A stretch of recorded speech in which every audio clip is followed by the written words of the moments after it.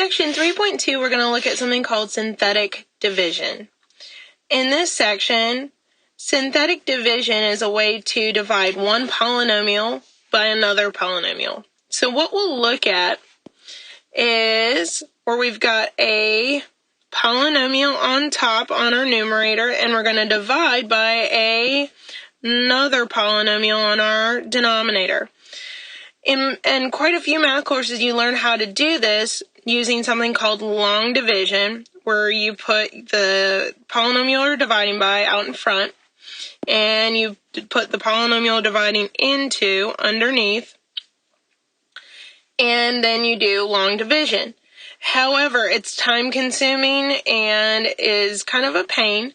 So what we've also learned to do, which is a little bit quicker, is something called synthetic division, where you're doing the same thing. You're taking the bottom and dividing it into the top, but it's a little bit quicker and a little bit more streamlined. That's what synthetic division is.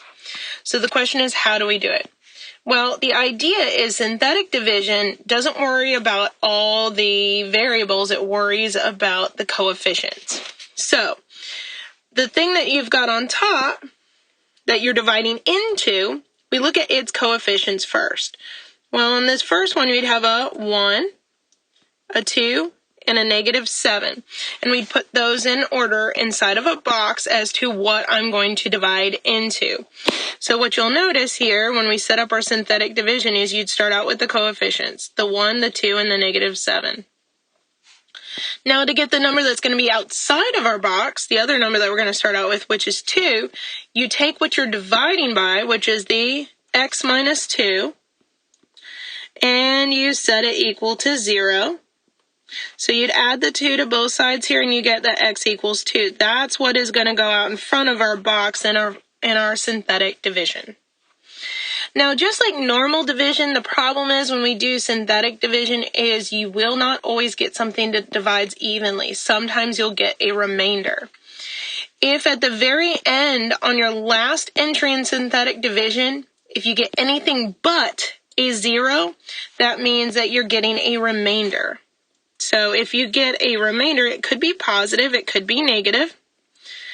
The only way that you don't get a remainder is if it's 0. And what you're getting from the division, though, is this first part, and then your second piece is the remainder. And what happens then is you can break it up into two parts. Your main answer, which is here, and your remainder, which is here. So your main answer, though, is going to be coefficients to your actual answer. So these numbers are not an actual answer. It's the coefficients to your answer. And here, let's see how this is going to work. So to figure out the form of our answer, what we have to look at is what we're actually doing. When you do synthetic division, you're still doing what you would technically do in long division, just a slightly different way. Well, the idea with long division is that you were starting out with something with an x squared, and you were dividing out one of the x's, which means that when you divide that out, it means your answer should still start out with just a regular x to the first power, because you started out with 2 and you only divided out one of them. Now, what this 1 is, though, is that first value is the coefficient in front of that x term. The second piece, that positive 4, is going to be whatever comes after the x term. Well, whatever comes after the x term is usually just a normal number, so we'd have x plus 4. And then we have our remainder that's going to come last. How do we normally write remainders? Well, normally we take our remainders and we write them over whatever our denominator was. In this case, which was x minus 2. And it was a positive 1, so let's write it as a plus 1. And what this means is that this remainder didn't come out. It wasn't able to be divided out. It's still a part of the fraction. So your full answer would be this x plus 4 plus your positive 1 over your x minus 2, which is what you see down here. That's the result of your division. That's your final answer. So be careful how you're writing your answers, but that's going to be our main way of writing our answers for our division, is whatever divides out evenly is called your quotient. That was what we got with this x plus 4 part. And then we'll have plus or minus depending on whatever our remainder is. So we'll have plus or minus depending on whatever your remainder is. And then whatever, if you do have a remainder, whatever you were dividing by is going to go on the bottom. That's called your divisor. So your remainder goes on top and your divisor goes on the bottom, the thing that you're dividing by. So now that you know how to set up the synthetic division, if not actually do the synthetic division, what's the pattern with synthetic division? So the pattern with synthetic division is that you want to come up with your coefficients that go inside of the box. These are going to come from the numerator, the top. Be careful that when you come up with those coefficients that you can't be missing any terms. That's what this little piece says. You can't be missing any terms. For instance, if you have an x cubed term, and then you jump to, let's say, an x term, technically you're missing an x squared term in between, which means you would need to use a 0 as a placeholder. That's what this is saying. You can't skip a x value. So if you start out with x cubed, the next thing should be x squared. It should be in descending order, so starting out with the highest and working its way down. Then the number that goes out in front should be coming from the denominator, and when it is actually set equal to 0. So not the value you actually see in the denominator, but when it's actually set equal to 0, and that's actually called a 0. Then the idea is, how do you actually do the synthetic division once this box is set up like this? Well, the first thing that you do is bring down your first value. You'll carry it down. And then what you'll do is you will multiply whatever's out in front by the thing that you carried down. And when you multiply those two, the new value will be put in the next slot.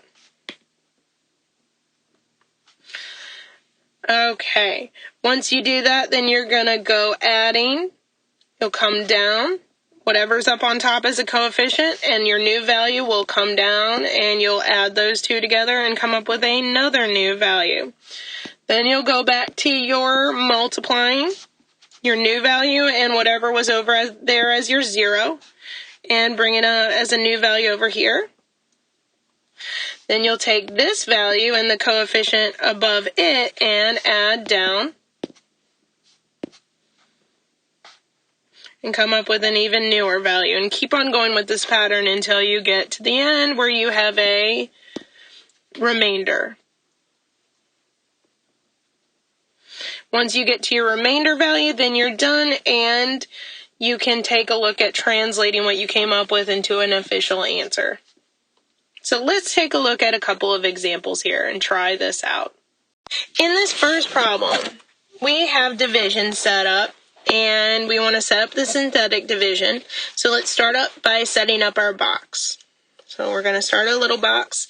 And remember, the top line of our box is going to be determined by the coefficients that are on our numerator. So looking at this numerator here. Well, let's take a look. Our first term is the 5x to the 4th. It has a coefficient of 5, so we'll start by carrying around the 5. Next should be, if we start out with x to the 4th, should be an x to the 3rd, which we do have, so we've taken care of that. The x to the 3rd has a negative 32, so that will be our next. After x cubed, we should go down to x squared, which notice has a 13, so we'll bring down the 13. After x squared, we should just have a regular x term, which has a coefficient of negative 9, so that's good. And then after 1x, we have no x's, which is the 18, has no x's, so that'll be our 18. So we had our terms in descending order. We weren't missing any, so we didn't need to put any zeros in as placeholders.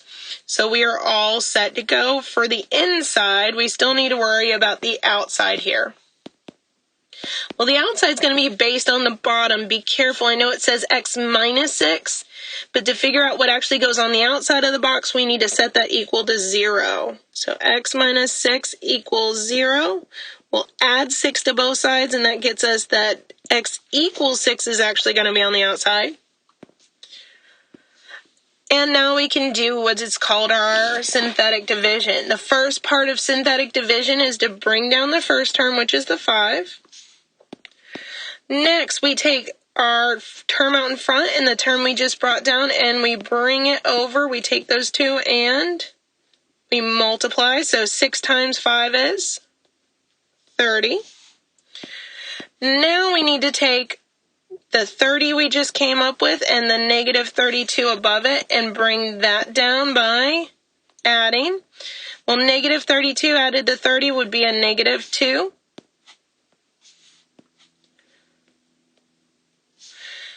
Okay, now we're back to having something on the bottom, so we're going to be back to multiplying. Negative 2 times the 6. So let's try this. Negative 2 times the 6 would give us negative 12. Now we have something there. We've got to take the negative 12 and what's above it, the 13, and add again. Well, 13 and negative 12 is going to be positive 1. Now we're down to something on the bottom, so we're back to multiplying. So we'll take our 1 and our 6, and we'll multiply to get us 6. Now we'll take our 6 and our negative 9 above it and go ahead and add, which will give us a negative 3. Now that we're below, we're back to multiplying the negative 3 and the 6. So let's take the 6 and the negative 3, which is a negative 18. Now we'll take our negative 18 we just came up with and add it to our last piece, the 18. Bringing that down, negative 18 and positive 18 added together gives us 0. This actually means that we had no remainder. And it means it divided out evenly, which is perfect. So now we need to translate our answer and see what this means. So let's see. Our original problem was 5x to the 4th minus 32x cubed plus 13x squared minus 9x plus 18 all over x minus 6, and we were supposed to divide those two. What we came up with, let's translate it, was a 5 to start. The question is what it means. Well, we started out with an x to the 4th, and we were dividing out one of these x's. Well, if we divide out one x from 4, it means we're going to be starting out with at most 3 x's. So this 5 is in front of an x cubed because we're going to work our way down. And when we did the dividing 1 out from the 4, that does leave us with an x cubed that we should be starting with. What's after x cubed? Is an x squared term. Well, the next number that we should be dealing with is the negative 2. So it should be negative 2x squared.